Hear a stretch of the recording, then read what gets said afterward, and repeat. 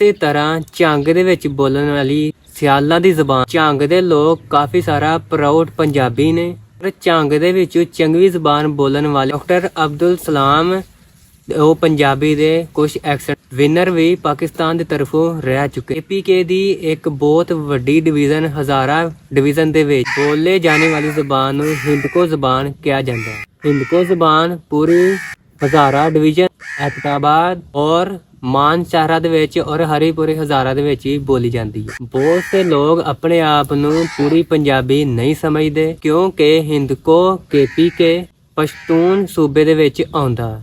ਬਹੁਤ ਸੇ ਲੋਕ ਇਹ ਸਵਾਲ ਪੁੱਛਦੇ ਨੇ KP ਦੇ ਵਿੱਚ ਪੰਜਾਬੀ ਜ਼ਬਾਨ ਦਾ ਕੀ ਕੰਮ ਕਿਵੇਂ ਗਈ। ਇਹਦਾ ਬੜਾ ਆਸਾਨ ਜਿਹਾ ਸਵਾਲ ਹੈ ਕਿ ਜਦੋਂ ਮਹਾਰਾਜਾ ਰਣਜੀਤ ਸਿੰਘ ਨੇ ਆਪਣੀ ਹਕੂਮਤ ਕਾਇਮ ਕੀਤੀ ਸੀ, ਉਦੋਂ KPK ਦਾ ਏਰੀਆ ਵੀ ਪੰਜਾਬ ਦੇ ਵਿੱਚ ਸ਼ਾਮਲ ਹੁੰਦਾ ਸੀ। ਇਸ